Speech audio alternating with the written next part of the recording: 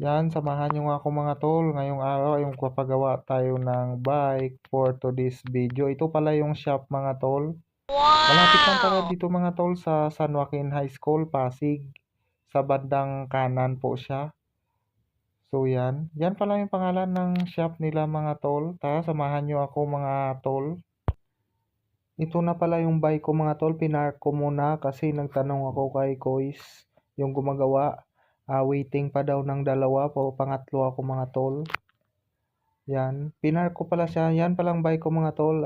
Mechanical po yung kanyang brake. So, ipapa-hydraulic po natin yan. Yan, update nga pala mga tol.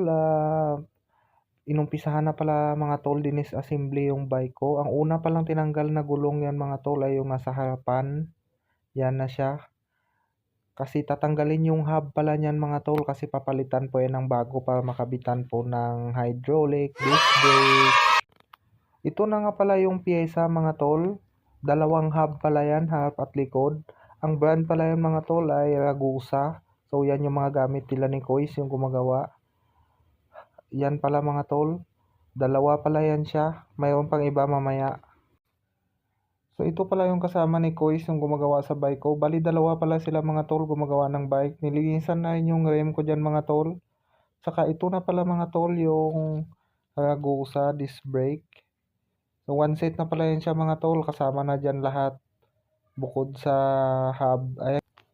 Yun na pala mga guys. Nalagay na pala yung hub. So ina-align na lang pala yan siya mga tol para hindi siya magwagel pag ginamit. Yan po ang process pag nagpalit ka ng hub. Yan yung brake natin, yung caliper. Yan pala yung box ng mga tol, yung one set na brake. Yan, Ragusa RH300 po yan siya. So mura lang pala yan dito sa shop mga tol. Ito na pala mga guys, kalansay na yung bike ko mga tol kasi natanggal na rin yung gulong sa atras. Kasi ang una pala yung mga tol, papalitan pala yan ng hub bago ikakabit yung hydraulic. Yan na pala yung gulong ko sa unahan mga tol, yung unang tinanggal. All goods na po yan lahat. Bali na align na yan siya. Yung sa atras na naman ang susunod. A few moments later. Yan na nga pala mga tol kasi mga quarter to 1 pa ako pumunta dito. Sa oras pa na yung mga tol ay 3 PM na po yan. So tara mga tol, mag-food trip muna tayo at nagutom ako at Malayo pa ako. tayo na pala yung mga tol. Dito lang Saan pala ka ba? ako nag-food Kuya trip ba? mga tol. Sa Laguna? Dito Motor sa lang? ginagawa ng Malayo bike na. dito sa unahan. Shout out Mahirap pala dyan sa magkasakyan lahat. kasi, Ano na sa mga kasabayan traffic. na nagpo-food Tsaka trip. hindi ka makakaikot. Sama. Oo, kaya maganda yung motor. Just later. So yan na pala mga tol, mga guys, nakabalik na ako dito sa bike shop. So ina-align na pala yung gulong ko dyan ni Kois. Shoutout pala dito kay Kois yung gumawa sa bike ko.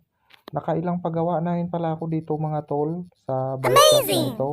Expert na expert po sila gumawa dito. Yan na nga pala yung bike natin. Nilalagay na pala yung rotor. Rotor pala tawag dyan mga tol. Or disc brake. Diyan po kakagat yung preno.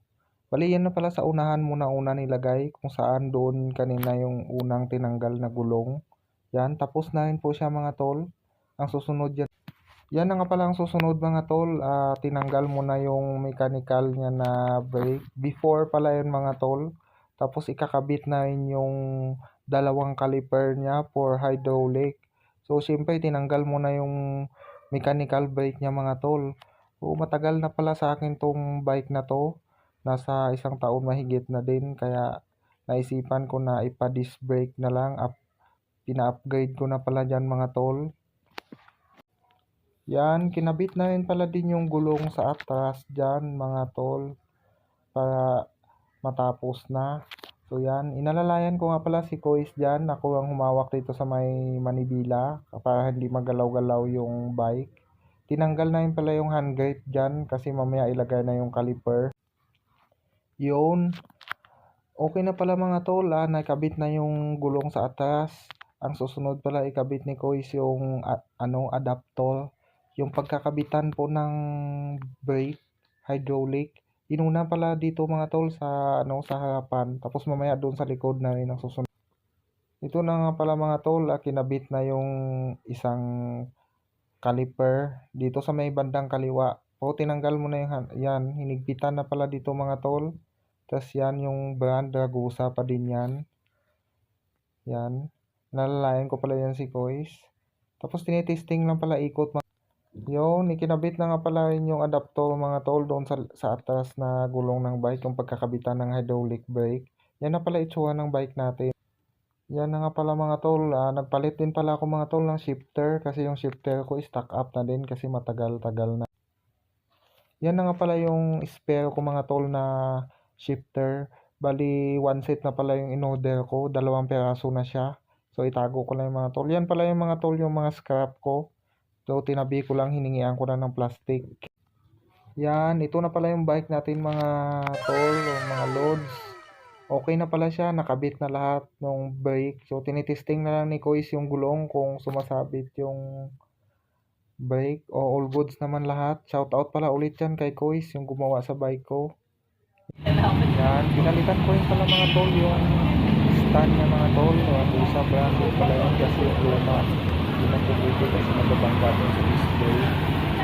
Eventually. Yan na pala yung scrap ko mga tol. Yan ko nilagay sa box nung pinaglagyan ng brake kanina na bago. Yan yung stand nasa plastic. Yan na pala yung bike natin, update. Ang ganda na niya tingnan. Yan yung brake sa atas. Yan yung disc brake niya sa harapan. Shout out to all followers pala, especially Ganjus team. Kay YC Sharon Python, sa kami galab shout out kay Gretchen Abila. Hanggang dito na lang.